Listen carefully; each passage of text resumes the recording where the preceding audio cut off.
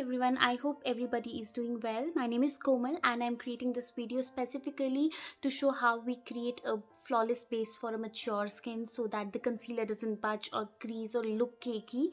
I'll start by quickly adding some moisturization to my skin. I generally prefer oils. I'm using Colorbar over here. You can use any facial oil.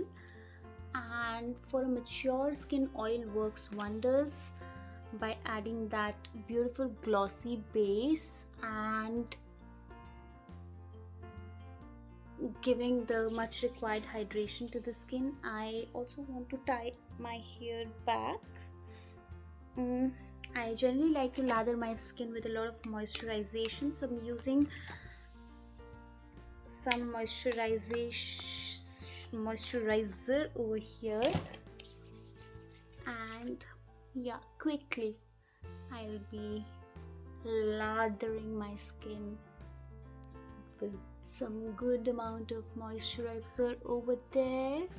Now we need to go on with the layer of primer to smoothen out the pores and blur the pores and any imperfections out there. I generally have the pores on my T-zone and my cheek area, so yeah, that's it. A bit of it on the forehead. Yeah, we're done. Now I am going on to the wonder product, which is a concealer. I'm using an HD concealer. It's by LA Girl. I generally have deep eyes, so I use this concealer because it has a peachy undertone. If you have pigmentation in your under eye area, I always recommend using a concealer with a slightly darker and peachy undertone. Otherwise, if you go on with a concealer, if you see my rest of my face is lighter as compared to my under eye, if I use a concealer which matches my skin over here, it will end up giving me a very ashy look in my under eye area, which I do not want. Now quickly observe how I'm using my finger to push the product in my under eye. I'm using very swift tapping motion. I'm not gliding the finger over my skin. I also want to cover my lid space because I have some darkness going on there as well. If you have a mature skin, always prefer a concealer which is of very light texture and watery consistency, so that even if you're going to build it up, it won't add years to your skin, won't look very cakey or crease out. I'm now taking out some time to quickly smudge and push the product in my skin in the same tapping motion, and I'll cover my other eye as well, and I'll be back.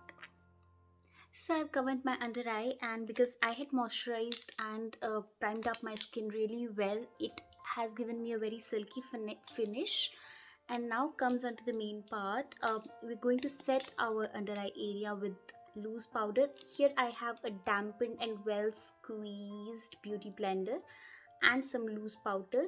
Also, when setting the under eye, I again would recommend not using a white powder because it might give you a white cast or that ashy undertone which I'm talking about, because in bright light it might create that white shadow under your eye, which you do not want. I'm taking some powder on the blender and going to set my under eye. Okay, here's the trick. What we do is that with the help of finger, without budging the concealer, we slightly look upwards and push the skin downwards from my cheek area, and so as to smoothen any crease lines which might have created. And now I'm going to you see this?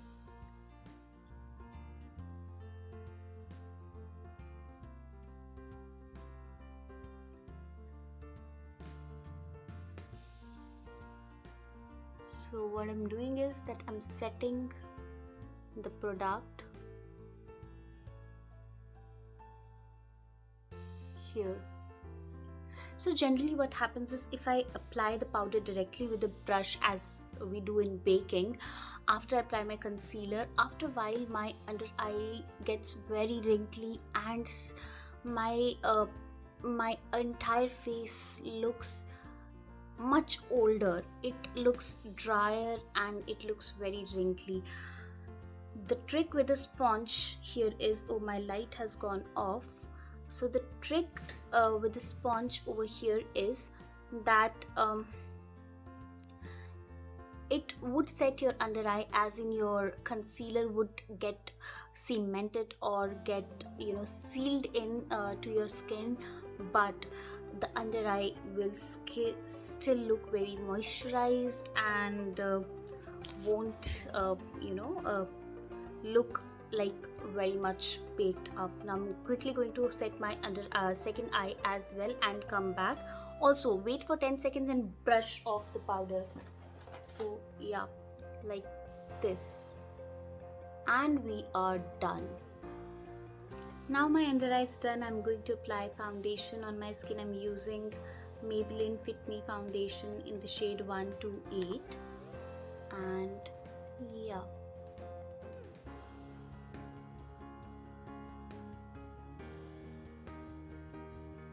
I think this much product is enough. And again, I'm using a damp beauty blender to blend the product in my skin. I really like the finish that a beauty blender gives. No brush, however good it must be, kabuki brush or a stippling brush, I think nothing gives a flawless foundation base as the beauty blender gives you. So I highly recommend using this, especially if you have a skin on a drier side. One, it will make sure that if there's any excess product on your skin, it will lift it off, and it's not going to dry out your skin. I don't like a heavy coverage, so I am just going to go on with the single layer only with the mature skin, or any skin for that matter. Remember, less is always more, because this is this is a makeup tutorial for real life, and you're not doing it only for photos or events. You might want to go out wearing this makeup out in office or for a coffee date, anything like that. Now we'll be applying eye makeup here. I'm using very nude tones. I have the Huda Beauty Eye Palette over here. I'm going to go on with this pink shade and put this on my entire lid space. I applied the nude shade over my lid space. I just want to create a little shadow over there and add some dimension to my eye. So I'll apply this darker shade on my outer lid, which is here. Yeah. I'm done with the eyeshadow, and now I have this beautiful shimmer shade from Colorbar, and I'm going to apply a tiny bit on my inner lid. Wow, this is gorgeous. Loving this. My eyes are done, and now I'm going to take the same pink shade and apply it on my lower lash line. So now that you can see that I've applied false lashes and applied mascara as well, I'm quickly going to use this Maybelline smoky eyeshadow palette, and going to use this shade to fill in my brows. I just don't like to overdo it and like to keep it very natural when it comes to my eyebrows.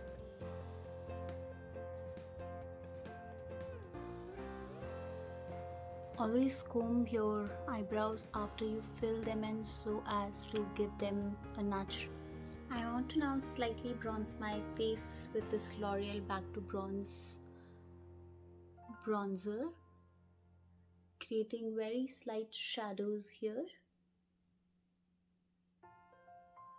Not going to do much of contouring but slight bronze. Now I'm going to use some light colored concealer to highlight the high points of my face, like you can just follow.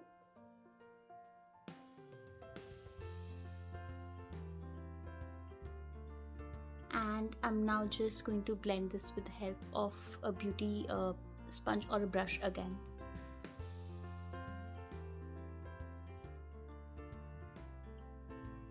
I'm not touching my under eye, not going there because it's well sealed now. Adding this beautiful coral shade to my cheeks. So you must see that I have used same brush for bronzing and my blush on here, blending it well. I love this rosy glow. And now I'm going to use this Chambor stick highlighter to highlight the high points of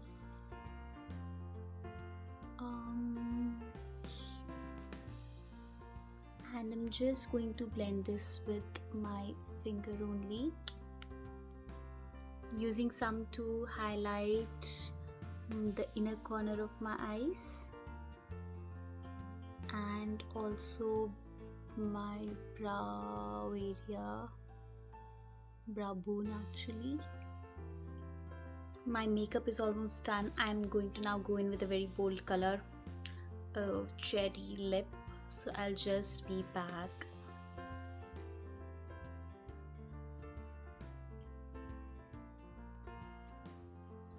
So this is the final look, and now because I've put on a lot of product on my face, I don't want any dryness. I am finishing off my makeup with the Smashbox primer water. It melts the product into the skin and doesn't make your skin look dry or something like that. So I will be mentioning all the products that I've used in the down below, and also if you have any further suggestions or queries, feel free to reach out to me. And yeah, bye.